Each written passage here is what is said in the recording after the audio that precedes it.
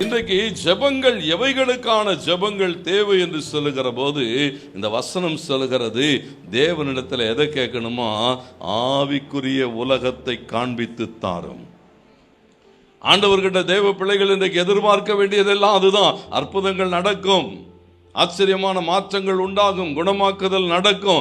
தேவன் என்ன எதிர்பார்க்கிறார் சொன்னா, ஒரு ஜெபம் எப்படிப்பட்டது? இங்க தீர்க்கதரிசி ஜெபம் பண்ணுகிறான், ஆண்டவரே இந்த ஜனங்களுக்கு எதை காட்டணும் சொன்னா, ஆவிக்குரிய உலகத்தை காண்பித்தருளும்.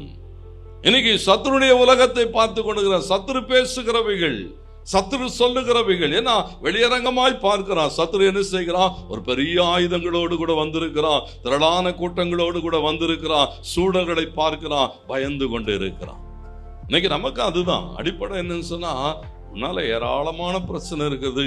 எப்படி பிள்ளையை நடத்துறது, பிள்ளையை படிக்க வைக்கிறது, பிள்ளையை எப்படி கல்யாணம் பண்றது, வீட்டு வாடகை கொடுக்கவா, கடனை கட்டவா, குடும்பத்தை நடத்தவா, எல்லாம் எதிரில் இருக்கிறது. அவன் சொல்லுகிறான், நல்லது, இவைகளை பார்த்து பார்த்து சோர்ந்து போகாதிருங்க. ஆண்டவர் என்ன எதிர்பார்க்கிறார் சொன்னா, மனக்கண்கள் திறக்கப்பட. நீங்க அவனுடைய ஜெபமே என்னன்னு சொன்னா, ஆண்டவரே காணக்கூடாது இருக்கிற அந்த தேவ பிரசன்னத்தை இவன் பார்க்க வேண்டும். தேவனுடைய அந்த ஆவிக்குரிய உலகத்தை நீங்கள் பார்க்க வேண்டும். ஆவிக்குரிய உலகம் எப்படிப்பட்டதாக இருக்கிறது, தேவன் எப்படிப்பட்டவராய் இருக்கிறார், அவர் நம்மோடு கூட பண்ணின வாக்குத்தத்தங்கள் 27 வாசிக்கிறோம். அவர் சொன்னார், இதோ உலகத்தின் முடிவு பரியந்தம் சகல நாட்களிலும் நான் உங்களோடு கூட இருக்கிறேன். என் கூட இருக்கிறார்னு சொன்னா, என்னோடு கூட இருக்கிற தேவனை நான் பார்க்கட்டும், நான் அறிந்து கொள்ளட்டும், அந்த ஆவிக்குரிய உலகத்தை நான் என்ன செய்யட்டும், காணட்டும். ஒவ்வொரு நாளும் பாருங்க, சத்துரு எப்போ முற்றிலும் முறியடிக்கப்பட்டு போனான்னு சொன்னா, நீங்க தேவனுடைய அன்பை வெளிப்படுத்த வெளிப்படுத்த வெளிப்படுத்த அந்த தெய்வீக சுபாவம் நம்மிலே வெளிப்படுகிற போது என்ன நடக்கும்னு சொன்னா, சத்துரு நம்ம நெருங்கவே முடியாதுன்னு சொன்னா, தேவன் எனக்குள்ளே வாசம் பண்ணுகிறார், நான் தேவனை பிரதிபலிக்கிறவனாய் இருக்கிறேன். ஏன்னா கிறிஸ்து அப்படிதான், வேதம் அப்படிதான் சொல்லுகிறார். பவுல் சொல்லுகிறான், அவரை ஏற்றுக்கொண்டவர்கள் எத்தனை பேர்களோ அத்தனை பேர்களும் அவர்களை தரித்து கொண்டீர்களே என்று சொல்லுகிறான். இயேசுவை தரித்து கொள்ளுகிற அனுபவம், இயேசுனுடைய அன்பை கொண்டு வருகிற அனுபவம் என்ன செய்யுமா? நம்முடைய சத்துருக்களை முற்று முடிய நிர்மூலமாக்கும்.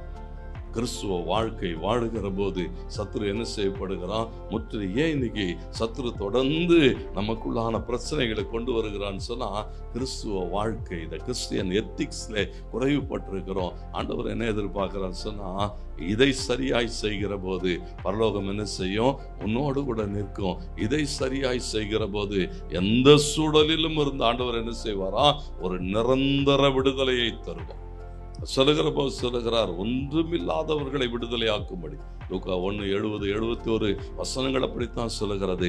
மனுஷகுமாரன் இந்த பூமிக்கு வந்ததனுடைய நோக்கம் என்னன்னு சொன்னா, வாழ்நாளெல்லாம் சத்ருவின் கையிலிருந்து விடுதலையாக்கப்பட்டு ஒரு பெரு மகிழ்ச்சியின் வாழ்வை வாழ வேண்டும் சொன்னா, ஆண்டவன் நம்ம கிட்ட எதிர்பார்க்கிறதெல்லாம் இந்த கடைசி காலங்களிலே இந்த தேவ பிரசன்னத்தை உணர்ந்தவர்களாய், தேவ பிரசன்னத்தை சுமந்து செல்லுகிறவர்களாய் நாம் நம்மை காண்பிக்கிற போது பரலோகம் நம்மோடு கூட இணைந்து கொள்ளும், ஒரு பெரிய வெற்றி உண்டாகும்.